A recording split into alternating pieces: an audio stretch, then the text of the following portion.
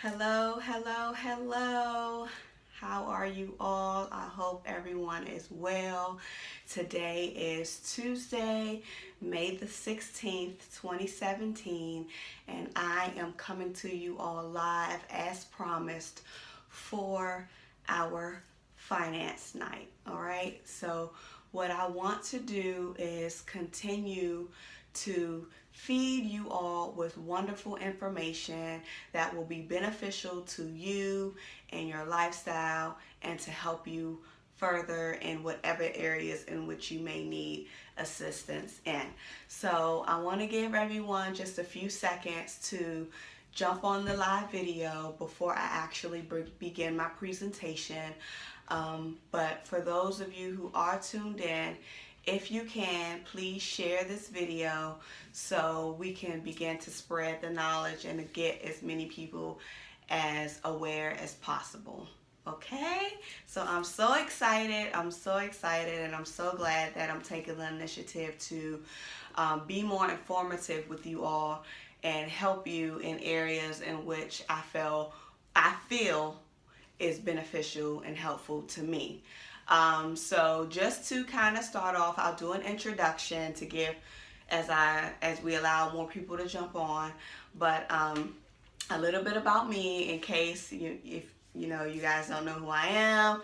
You don't know much about me. If there's new folks that are chiming in, because I know my post was shared earlier, and I appreciate everyone who shared my post about me going live today. But a little bit about me. My name is Sophia, aka Soso. Everyone calls me Soso, and I am a debt demolisher. Yes, I'm a debt demolisher, y'all. I paid off a lot of debt. But not only that, outside of being a debt demolisher, I'm the founder of OneHealthyBodyAtAtime.com, which is my blog site that focuses on health, finances, and faith. One of the things, I'll pinpoint again and go back to the reason for this video, is because my last live video that I did on Facebook, I talked about health. So I was going over like my health regimens and the different products and stuff that I use. I did my package unveiling online with you all, and it kind of came to me like, hey, I need to kind of start doing these segments based around the topics or the areas within my blog, which is health, finances, and faith.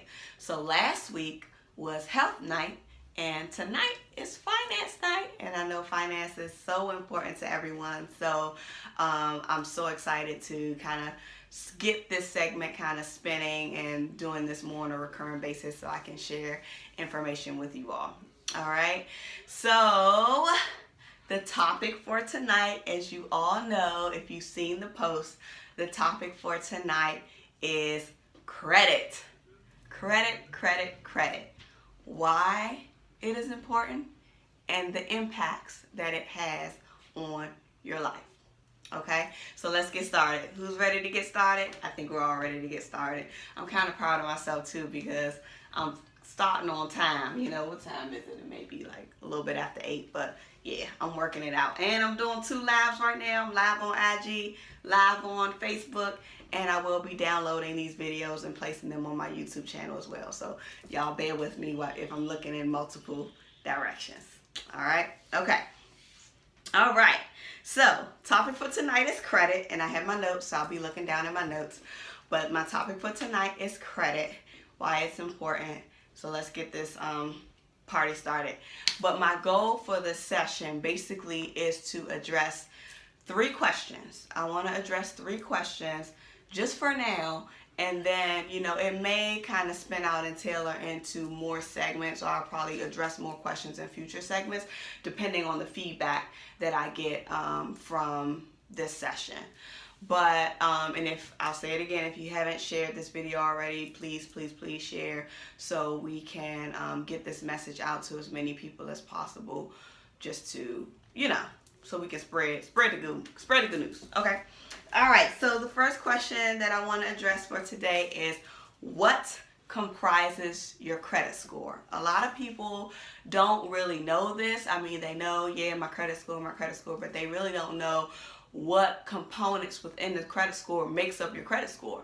So before I answer this question, I do want to kind of chime in and really define what a credit score is. What is a credit score? Okay, so a credit score is just simply a number.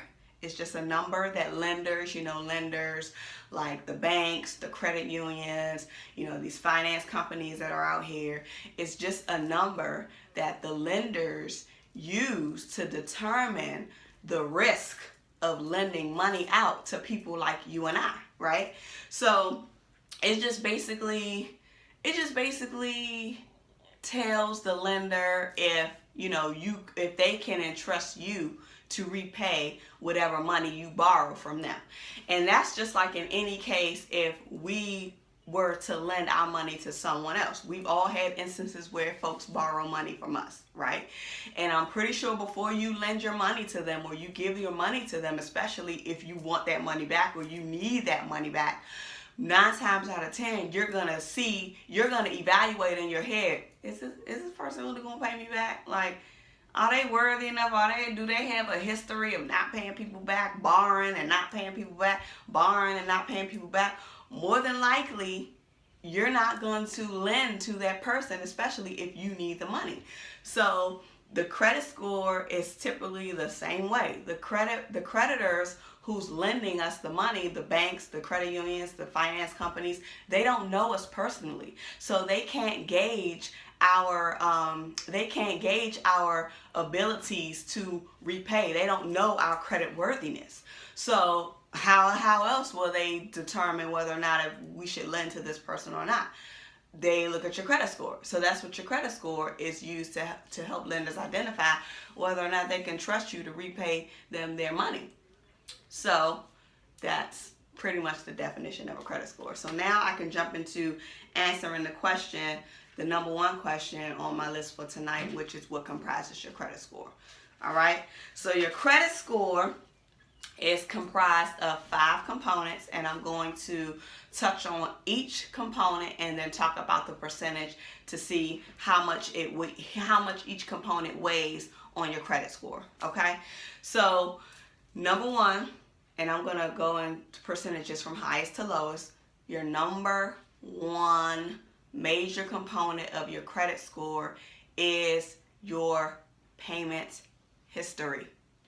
Payment history, payment history, payment history, payment history. Your payment history accounts for 35% of your credit score. So 35% of your credit score is based on how well you repay or how well you pay on your bills, right?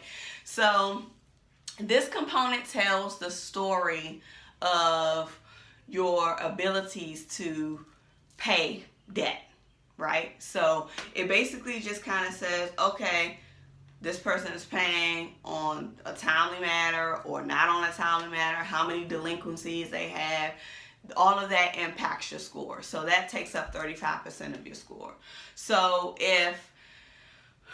and I'm going to say that this is why it is so imperative for us as consumers, or us as working class individuals, us as consumers, why we need to pay our bills on time. This is why it is so imperative, especially if it's a bill that's tied to an obligation that's linked to your credit score, because it has a major impact. It just has a major impact. Like, I can't stress that enough. So my thing is, if you have a lot of debt, or if you have a lot of things that you have to pay, some things may have to fall by the wayside. My recommendation would be to make sure that you pay the things that are tied to an actual loan obligation, like an installment loan, personal loan, whatever those things are. You make sure that those things are covered first before you kind of worry about anything else, because your payment history matters a lot. So, and I know they have different categories. It's something that's between 1 to 30 days late, and then 31 to 60 days, and there's different categories. I don't know if you guys have pulled your credit report, but if you haven't pulled your credit report, and I'm just going to throw this in here real quick, if you haven't pulled your credit report yet, you need to do so. You are allowed a free credit report from each bureau once a year. It is imperative to watch your credit, because sometimes there are some things that may not even belong to you that are on your credit score, that are on your credit report, and you don't even know about it. So, and I'll kind of touch on this stuff later, but it's very important to pull your credit, look at it, look and see if there's any discrepancies, anything that, you know, you may not necessarily have even taken out, you know, stuff that you may not even be aware of. You need to look at your credit score. Look at it. Don't be afraid of it. Look at it, because if it's something that needs to be, if it's something that you really want to work on this year and you want to get your credit score up, first thing you got to do is you got to pull your credit. You got to pull your credit score. So pull your credit report. That's your caveat. Okay. So back to the lesson on the payment history piece. So my recommendation is to make sure that you pay your bills, especially anything that's tied to your credit report, on or before the due date. On or before the due date. I mean, I understand that sometimes things happen. We get into a situation where times are tight, and it happens. Trust me, I know it happens. Sometimes you gotta be like, okay, wait, I can't pay this right now. I understand that. But if you are in a position where you can pay your bills, but you just choose not to, or you forget, or whatever the case may be, I challenge you to start paying your bills on time, on or before the due date. Okay? All right. Okay. So, back to point one, or component one, which is your payment history, your current, excuse me. I was a little bit dry, y'all. Sorry, hold on. So, more weight is actually put on your current payment history. So if you have bills, so if you're not paying your bills on time, or you have the funds and the resources to do it, but you just choose not to, I just say you need to go ahead and take action now, and you need to do it. All right. So 35% payment history. Next percentage is your debt capacity. So your debt capacity is basically your credit utilization. And like I said, I'm just gonna chime in and explain to you guys. I'm recording live from two different devices, so I may be looking over here and I may be looking over here, and that's why. So don't count it against me. I'm trying to multitask here and get this information out to as many people as possible. Okay, so the second biggest component, which accounts for about 30% of your credit score, is the debt capacity, which I just talked about, and your credit, which is your credit utilization. So this pretty much means how much debt do you owe in comparison to your total credit limit that's available, right? So, and this is very, very, very pivotal and vital when it comes to credit cards. So credit cards, and this is a touchy subject for me, y'all, and I'm gonna share this because I'm a credit card user, but I pay my balance off in full each month. And one of the things that I'm realizing is that when I use the plastic, I have less control. So I may budget for a certain amount and say, okay, hey, I'm only gonna spend this. But when I actually get into the store, and because I had the credit card and I don't have the physical cash, I don't have the physical cash, I have the plastic in my hand, I have a tendency to spend more. So even though I'm paying my credit cards off in full each month, I'm still not being a good steward over the money, because I'm using this plastic card. Like, I'm just gonna put it on a credit card, I pay it, next month, make sure I pay it off in full.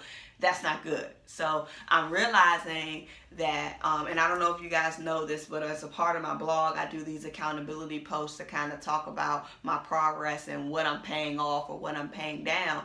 And a part of the analysis that I do in that blog is I basically calculate my ratio for my credit card spending to see how much I spent on non-essential items versus how much I spent on essential items. So my essential items would be things like groceries, gas, anything related to my business, transportation, household repairs, anything that has to be done. That's typically what I call my necessary or essential expenses. And I compare that to what were my non-essential expenses. So my non-essential expenses would be me eating out. Sometimes I'm in a rush. I'm trying to get out of here. I don't get my breakfast. I try my hardest to bring my breakfast and lunch. But sometimes, I have those days I need to work on my punctuality. I'm late all the time, and I really, really, really need to get that under wraps. But on days when I'm late and I really gotta get out the door so I can get into the office, I don't bring my breakfast, or I may not bring my lunch. And when I get to work, I'm like, okay, I'm just gonna give me a sandwich. Or even if I'm running out and I'm out late, I'm like, okay, I'm just gonna grab some dinner.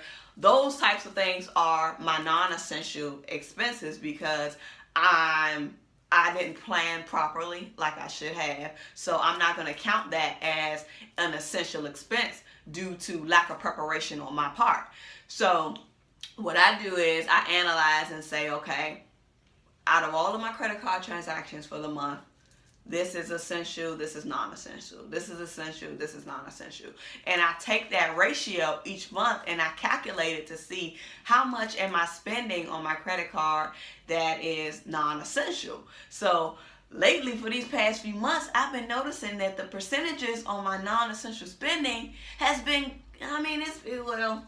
from the first month it was high, and then the second month it dropped down. Once I started analyzing it, it dropped down, and then the subsequent month it was kind of stagnant, because I try to set goals for myself. One goal, I say, okay, I don't want any non-essential spending, or one goal, I say, I want at least 10%, something like that. But I realized that the non-essential spending is not going away, and that's because I'm still swiping the credit card. So what I'm doing now, that I just actually started implementing this week, is no use of the credit card. So I took my credit cards out of my wallet. I'm not using them. So if I spend money, it's going to come directly out of my checking account. And y'all know I be on my checking account, my checkbook. I track every dime that go in and every dime that go out of my accounts. So doing this will allow me to say, okay, well, if you don't have your breakfast with you, then either it's going to come out of your account, or you're going to wait till you get home to eat. Or you're going to make sure you get your tail up on time, or in enough, you're going to get yourself up in enough time to make sure that your breakfast is packed, your lunch is packed, and you have all of your things before you walk out of the door, so you won't be spending any money. So this is the first week. This is day 2.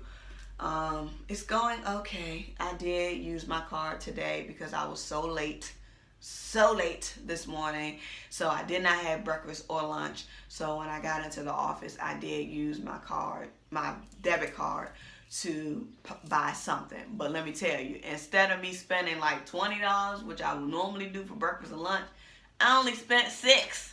So kudos to me, y'all. Kudos to me. Give me some love. I only spent $6. I only spent $6. Okay. All right. So what was I talking about? Oh, component number 2. See, y'all, I'm getting sidetracked. I'm sorry. Let me stay on target because I won't keep y'all on laughing too long.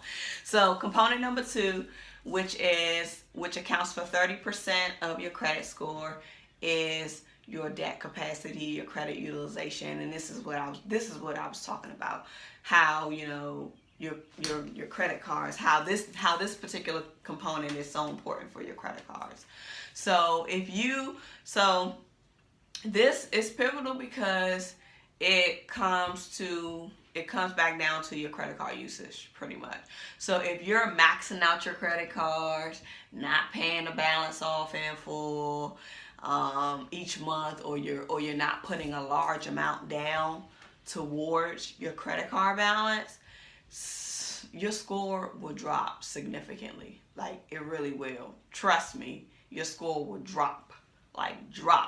Start maxing out your credit cards and not paying it down and think your credit score won't drop. It's going to drop. It will drop. And part of it is because your credit cards are revolving debt. So revolving debt is not secured debt. Revolving debt also is not necessarily controlled, because yes, you have a limit, but who's to say that you can actually afford what your limit is? And then on top of that, these credit card interest rates are so freaking high. These credit card interest rates are ridiculous. This is why I pay my credit cards off in full every month, because I refuse to pay another dime of interest on any credit card. I'm going to tell you guys a quick story and then I'm going to proceed. When I was in I was in college. When I was in college, y'all, I had a credit card. Bank of America was my first credit card. I took it out in 2003. I'll never forget. 2003, I took out my first credit card, Bank of America, because I needed to pay for some books. I needed to, put whatever I needed to put on for school. I needed to get back and forth to and from school on a Greyhound. Y'all know Norfolk State. Y'all know Greyhound, going back and forth to DC. But it was then that I realized that, I'm not going to say it was then that I realized, because I didn't realize this until after I got out of school. But I was just like, oh, okay, the credit card was my money. Like, I was just swiping, and I wasn't paying it off in full. The interest rate at that time, it wasn't as high as it is now. The interest rate was probably maybe like 10% or something like that back then, which I guess is still kind of high, but it was like 10% back then. And I was just swiping, paying down the minimum, putting the $35 on there, which is doing nothing for the balance. And of course, Bank of America, because I'm paying on time, I'm paying it, they're just increasing my limit. So what do you think I did? Swipe, swipe, swipe, swipe. So I'm just swiping away. And it dawned on me, like, once I got out of school and I came back home, and I was like, oh my gosh, like, by the time I came home, I had like an $8,000 credit card bill that I was trying to pay off, that I came out of school with, that I had to start at least paying more down on. And it dawned on me, like, man, all of this money that I've been wasting, I can't even imagine how much interest was assessed from 2003 until 2006 when I graduated from school. So once me and my mom, we did a little thing where, we refinanced the house to wipe out some debt. So we wiped out my credit card debt, but my habits didn't change. And this is why I'm trying to tell y'all, habits are so important. You got to change your habits, change your mindset. But needless to say, my habits didn't change. But after we paid the credit card off, I said that I will never, ever pay any form of interest on a credit card from this day forward. Never. I would never do it. So that was my vow, and I'm glad to say that I stuck to it. I probably only paid interest on one card, and that was because I did a balance transfer, and I thought that I was going to be able to pay that sucker off like that, which I did. I paid it off within like 3 days, but this card, they charge daily interest. So they were like, oh, balance transfer is treated a little bit differently on this side. So even though you just paid it all off, you still have to pay whatever number of days of interest. Y'all know I was pissed, but I went ahead and gave them the little $60 or whatever it was, but I was pissed about that. But I said never again. So from 2006 to 2017, which is what year we're in now, I probably only paid about $60 in interest on credit cards. So, but, yeah.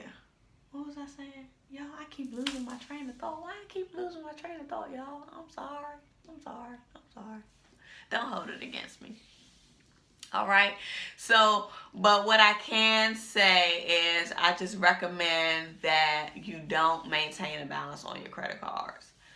Don't maintain a balance on your credit cards. Don't maintain a balance on your credit cards. Don't maintain a balance on your credit cards. Simple as that. Don't maintain a balance on your credit cards.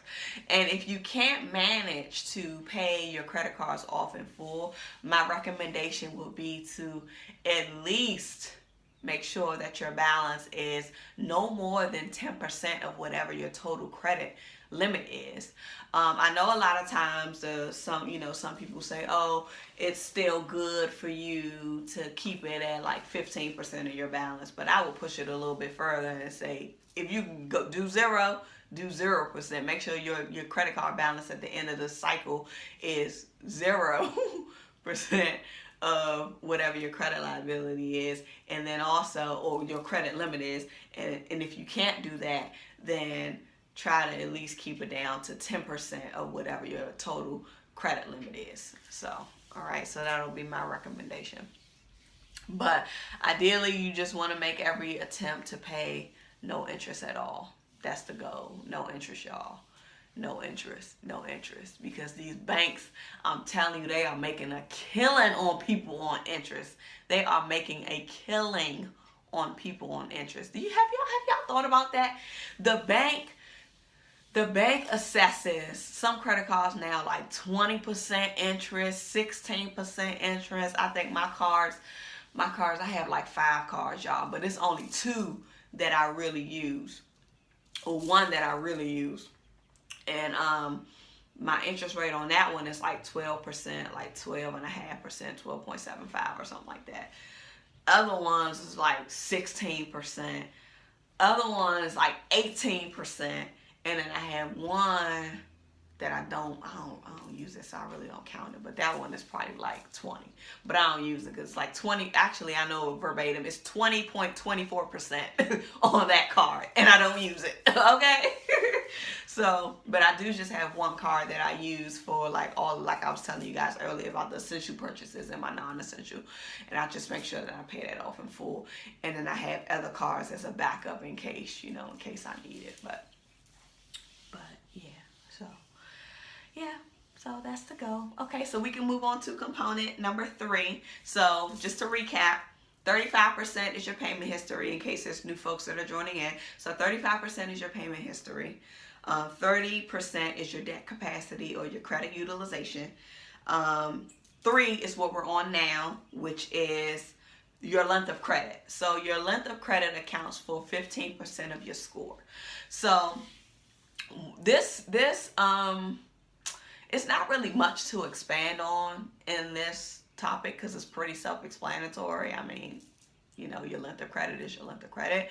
But what I will say is that, the longer you have your credit, or the longer you have that credit account or whatever that account is, the better impact it has on your score, because they do look at the length of, they kind of want to see, okay, well, how long have you had this particular debt? How long have you been making payments towards it? So your length of credit does have an impact. So how long have you had this particular card? So one of the things that I will say that we want to be cautious of is if we decide to close a particular account. I know sometimes we have instances where, okay, we're like, screw this credit card, I'm tired of paying these people off. Once I pay it off, I'm going to close out the card, right? That's what we say. I'm going to close out the card. So when you do that, let's say, for instance, you had this card for maybe 5, 6, 15 years, and you decide to close it. Once you close it, you just lost 10 or 15 years of history off of your credit report. So you know what that means is you lost some history. So that means your score is going to go down. So one of the things you kind of want to be careful of, if you are contemplating closing an account for whatever reason you may justify it for, you do want to be prepared to say, okay, this could potentially impact my credit score, especially if it's an account that you've had open for a long time. I have accounts that I want to say have been open 20 years ago, because y'all know my story. I've been on my mama's house since I was freaking 18 years old. So I had mortgages in my name when I was 18.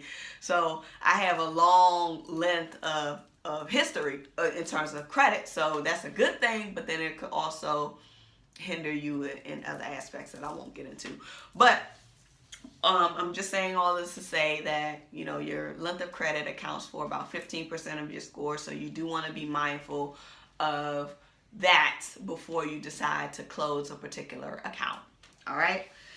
So the next thing that I have is your credit mix. So when I say credit mix, I mean your types of credit, and this accounts for 10% of your credit score. So your types of credit can be anything like installment loans, revolving credit, which is your credit cards and stuff like that. So the based on the various types of credit that you have, it could be a good thing, because they're like, okay, she has different kinds of credit. It's not all revolving debt, not all these credit cards. It's not all of these accounts from these various finance companies like Quicken Loan and everything else. So it's a good thing to have a good mix. But I would recommend sticking with having more installment type loans rather than these revolving loans or loans with these various finance companies like Quicken Loans, because that does impact your score as well. So and you have to kind of think about it like that does make sense, because if you have an installment loan, that's a fixed amount. That's a fixed dollar amount that you guys have taken out, and you're paying it over whatever the length of time is for that particular loan. But if you think about it from which is good, because it shows that it has some stability and it's more controlled. But if you think of revolving debt, which is like your credit cards and stuff like that, there isn't really any control. As long as you have a limit, you could swipe up to that limit. If your limit is $5,000 on one car, you could swipe up to $5,000 on one, but there's no guarantee that you're going to pay that $5,000 back, which is why they assess this is why the credit card interest is so much higher, because the risk is so high. It's unsecured. There's no security against that. It's just like it's just kind of like a free line of credit kind of money. Like you can pull it whenever you want to, and there's no what's the word I'm looking for, y'all? It's like it's just like no control. Like you can just do whatever you want, like with credit cards. As long as you swipe, you pay the minimum, which I really highly disagree with paying a minimum on your credit cards. But I mean, I understand sometimes, people have to do what they have to do. So just think about that. Having different credit types is definitely good. The next thing, the last component, which also accounts for the last 10% of your credit score, are your credit inquiries and new credit accounts. So let's say, for instance, let's say you apply for like any type of new debt, right? If you submit an application for a car, a credit card, a personal loan, a mortgage, a cell phone, any types of what's the word? Any type of application along those lines, right? What'd you say? Take discipline and get back the money. Yes. Takes discipline to get back free money. Right? Right, Toya. Hey, Toya. All right. So, let me go back. So if you apply for any type of new credit, right? Any type of application, any application that you submit is going to count as an inquiry, right? So an inquiry is run. So it's run on your social security number. So it's run on your social security numbers for them to pull your credit report, because they want to look at your credit history. They want to see what liabilities you owe right now, how many times you done applied for debt, or applied for new credit, things of that nature. So let's say you did this 10 times. Let's say in within the last 12, 18 months, you applied for some type of new credit within the last 12 to 18 months. You did this 10 times. Not to say that you took anything out yet, but you just applied for credit. That's still considered a hard inquiry. So every time there's an inquiry run on your report, that counts as a negative thing. So if y'all didn't know that, if you just thinking that, I can just go ahead and apply for all of this stuff, just because you didn't take it out, that doesn't mean that it's not going to impact your score. Hard inquiries count. Hard inquiries count against your score. All right. So if you decide, let's say out of those 10 inquiries, you decide to only open maybe three or four new accounts out of the 10 times you done had your inquiries run, you done open 3 or 4 new accounts, that's going to count against your score as well. So those new accounts will impact your score. So that means that opening, opening any debts or any new loan accounts or anything, that definitely plays a part on your credit score. All right. Okay. So now that I've touched on all of your components of the credit score, we have 35%, which accounts for your payment history, 30%, which accounts for your debt capacity or your credit utilization, 15% that accounts for your length of credit, 10% that accounts for your types of credit, installment, revolving, etc. And then the last 10%, which accounts for, new accounts and any inquiries. So now we talked about what comprises your credit score. Now we can move on to the next question. And if y'all have any questions, you can let me know. You can, comment in the comment box, or send me a message privately as well. That's fine. So now I want to go ahead and move on to the next question, which is, how does your credit score impact your money? Yes, this is the meat and potatoes. How does your credit score impact your money? All right, so we talked about the components. So you guys should probably have a general idea. But if you haven't caught on to it, I'm going to let you know right now. Let me open up my notes. My notebook is not cooperating right now. Okay, so number one thing, if you haven't guessed it yet, your credit score impacts your money because it saves you money. It can save you money by having a positive credit score. So, listen, your credit score determines your risk level. We talked about that already. Then I defined what a credit score was. I said, determines, if lenders feel like they can trust you enough to borrow and repay. Okay.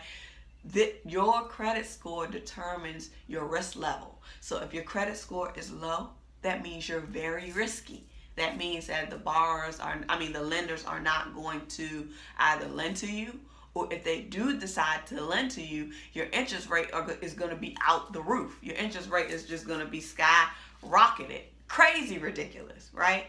So my concept is, or my pinpoint is, the lower your risk, the lower your interest rate, the more you're offered.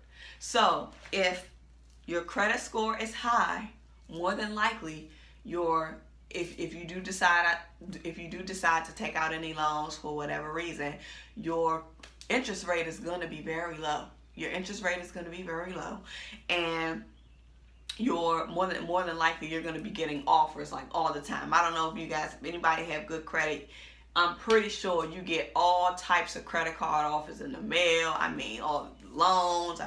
They basically trying to throw money at you because they know that you'll be able to pay. But the thing is, you don't want to fall into the trap, because everyone's circumstances and everyone's situation is not always the same. Like I say, sometimes people fall on hard times, things happen, you may lose your job, you may have to step down from your job, you may get sick, whatever the case may be. So you can't really borrow thinking about what you make on a monthly basis, because what you make on a monthly basis right now may not be what you're going to be making on a monthly basis a few months from now, or a year from now, or 2 years from now. So you really have to kind of keep that into consideration. But in terms of how your credit score impacts your money, it saves you money. So the lower your interest rate, the more coins you get to save. Trust me.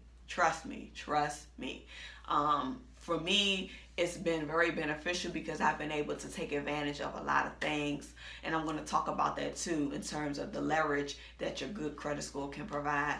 But just think about that. Just think about that. You save a lot of money when you have a good credit score. So your credit score can dictate how much money you can save. All right. The next thing it does is it could actually impact and dictate your employment status. I'm pretty sure a lot of you guys have applied for positions, applied for jobs, and they run your credit and they do all of that. There's been times where people have been turned down for positions because their credit is bad.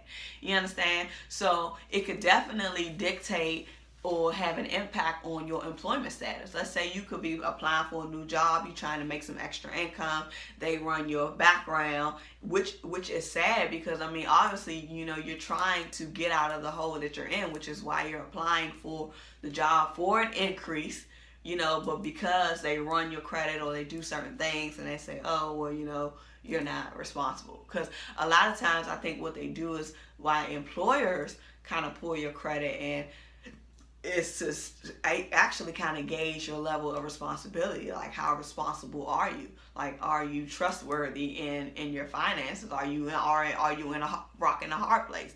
Are you liable to steal from them? Those things. So I think that's one of the reasons why employers now look so closely at potential employee candidates, look at their credit score in that way. Okay. All right. So the last thing that I want to mention for how your credit score impacts your money is that it creates leverage for you. Having a good credit score has created so many doors of opportunities.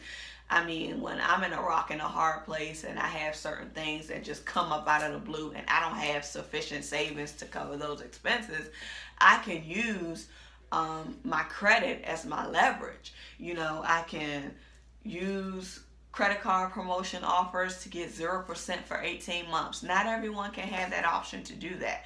I can have options to do direct deposit advances from my credit cards. Not everyone has that option to do that at 0% at that. I have options to take out personal loans if I wanted to do consolidations. There's so many options and things that you can do by having a good credit score. You can use it to your advantage. So I definitely think that it's imperative to be wise when it comes to your credit and look at it as a way for it to benefit you, but also to be smart with your choices. So you have to be smart with your choices, and you have to really be strategic. Like, it's a strategy. Like, it's fun. This is fun to me. It's fun to me until I get to the point where I'm like, okay, I'm going a little bit overboard, especially when it comes to the credit cards, because I use my rewards cards and I be getting free money. Like, I find a way to use the system, y'all. I find a way to use the system. But when I feel like, okay, I may be doing a little bit too much, I have to kind of draw back and say, well, wait a minute. How much am I really spending versus how much am I really getting? So that concludes my response for question number 2. And then I'll go ahead and proceed on to question number 3, which is what's at stake if your credit score is low. So this one is actually kind of pretty straightforward. It's probably the same answers to the last question. Your money is at stake if your credit score is low. If your credit score is low, you're going to be paying more in interest. You're going to be denied certain things. You may not even be able to get housing. I know there's situations where people, you have to do an application for if you want to rent out an apartment or whatever the case may be. They run your credit because they want to see your credit worthiness. They run your rental history credit and all of that kind of stuff. They run your credit score. They want to see how worthy you are. So if you're in a situation where you're trying to get a place and your credit is not in the best position, or your credit is low, or your credit score is low, then that can hinder you from getting that apartment. So, or the place that you want to lease. So that's definitely one of the ways that, in terms of what's at stake for a low credit score. High interest rate, less money for you. That's more money coming out of your pocket. Your potential for possibly not being able to get housing if you're trying to lease a place or rent a place. Your possibility of not being able to get a position, a new job, if your credit score isn't in the best position. And then I would also say, your ability to leverage your income. Your ability to leverage the opportunities that you have, because you could definitely use credit to your advantage if you use it wisely. So that would be my pointers that I would just like to share for today. So I thought that this was a pretty good session. I really hope that it was informative to everyone. I hope I didn't keep you all too long, or I hope I didn't bore you, but this stuff is fun to me. I actually enjoy talking about this area because some people don't really like to, because it may be a little bit touchy.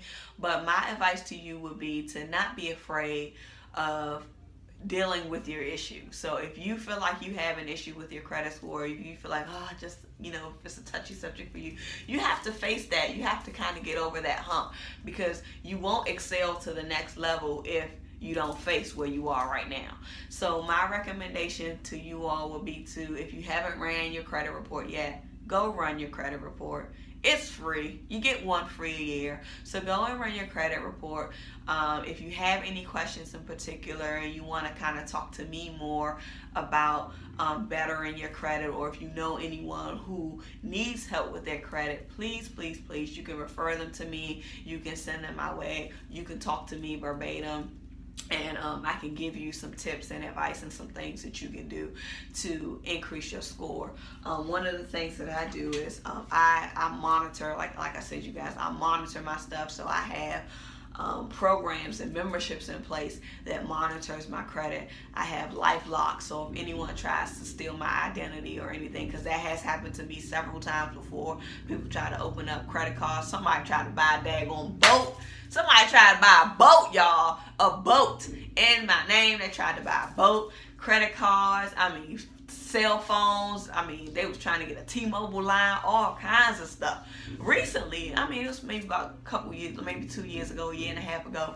But yeah, people are out here stealing people's identity. So I had to put some protections in place to protect me and my credit, because I don't want anybody out here trying to be boats. I want a boat, but not right now. I got other stuff I want to pay for. But it's real. So if you need to be able to protect yourself, protect your assets, protect your future, you have to invest in that. So I invest in a membership that basically covers all of that stuff for me. They monitor my credit, and they have like a host of other stuff. I'll probably get into another segment on that.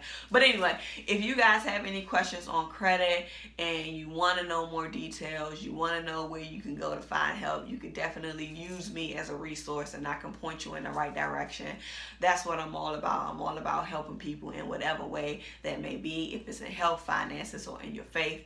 Like I said, tonight is finance night for tonight. So I hope that this blessed you all. I hope that it was informative. And again, if you have any questions, you can feel free to shoot me a message, comment on any of the videos, or comment wherever. And yeah, just let me know. Or you can go to my website, onehealthybodyataTime.com. You can subscribe to my blog if you haven't done so already. I give a lot of tips and pointers to my subscribers on what they can do to better their financial situation and how they can live a healthier lifestyle. Okay, so I hope you guys enjoyed the session. I hope it was informative, and I'm going to let you guys go. And I hope you all have a wonderful night. So until the next session, you guys be blessed and stay wonderful. Good night.